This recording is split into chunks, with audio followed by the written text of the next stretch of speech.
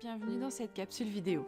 Aujourd'hui, voici une fiche de révision animée sur la littérature du XVIIIe siècle, siècle des Lumières. Fiche de révision en 10 points et en environ 7 minutes. Comment faire pour identifier facilement et travailler un texte appartenant au mouvement des Lumières le jour du bac, lors d'un commentaire composé. Premièrement, attachons-nous à cette métaphore. Pourquoi les Lumières? L'image met tout simplement en lumière l'idéal de connaissance, de progrès porté par les Lumières, ainsi que sa quête philosophique de la vérité qui sortira l'homme du XVIIIe siècle de l'ombre de l'ignorance, donc de l'obscurantisme. Ainsi, ce sont les Lumières de la raison qui guident le philosophe et l'écrivain du XVIIIe siècle. Comment ou quand situer le siècle des Lumières? On considère que le siècle des Lumières se situe dans une période le plus souvent définie entre deux dates. Tout d'abord 1715, date de la mort de Louis XIV, et d'autre part 1799, date du coup d'État de Bonaparte qui met en place le consulat et met d'une certaine façon fin à la période révolutionnaire. C'est un siècle de grandes transformations, tant sur le plan économique que social, intellectuel ou encore politique. Un mot-clé, ou plutôt une expression, sapere aude, ose savoir par toi-même. En fait, c'est une expression latine issue des épîtres d'Horace qui signifie alors ose savoir. Kant va se réapproprier cette injonction et en faire la devise des Lumières en la traduisant par « aie le courage de te servir de ta propre intelligence ». Bien sûr, je te conseille de mémoriser d'autres mots-clés en lien avec cette devise. C'est un siècle en effet qui a eu la passion des idées et cette passion est fondée sur le projet de la diffusion du rationalisme. Un texte décisif donc, prenons le texte de Kant, publié en 1784, intitulé « Qu'est-ce que les Lumières ?» Selon Kant, les Lumières c'est une démarche plutôt qui fait que chacun peut se libérer des autorités et des préjugés qui l'empêchent de penser par lui-même.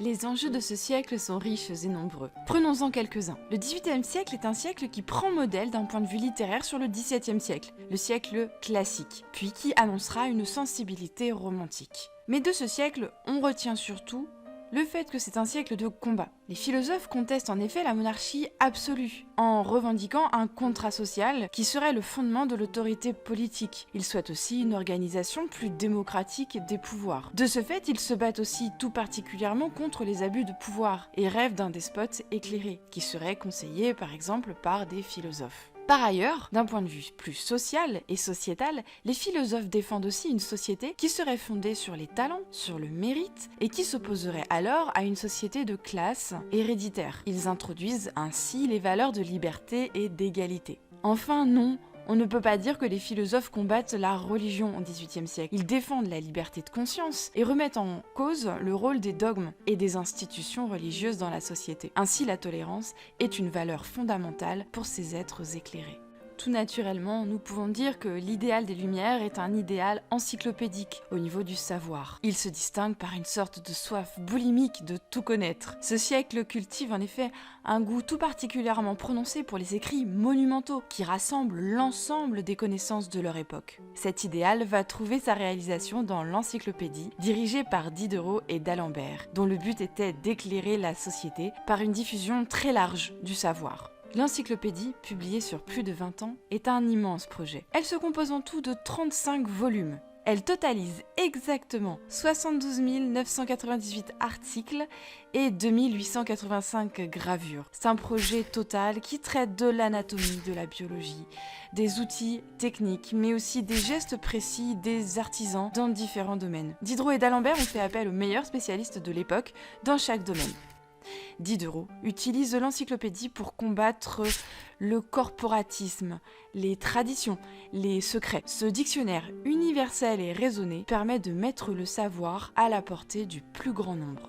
La littérature d'idées du XVIIIe siècle est illustrée notamment par Montesquieu avec les lettres persanes en 1721, Voltaire avec ses contes et romans philosophiques comme Zadig ou Candide. Vous étudierez probablement des textes de Diderot ou de Rousseau. N'oublions pas non plus les romanciers comme l'abbé Prévost, Bernardin de Saint-Pierre ou Laclos, et le théâtre du XVIIIe siècle retient en particulier Marivaux et Beaumarchais.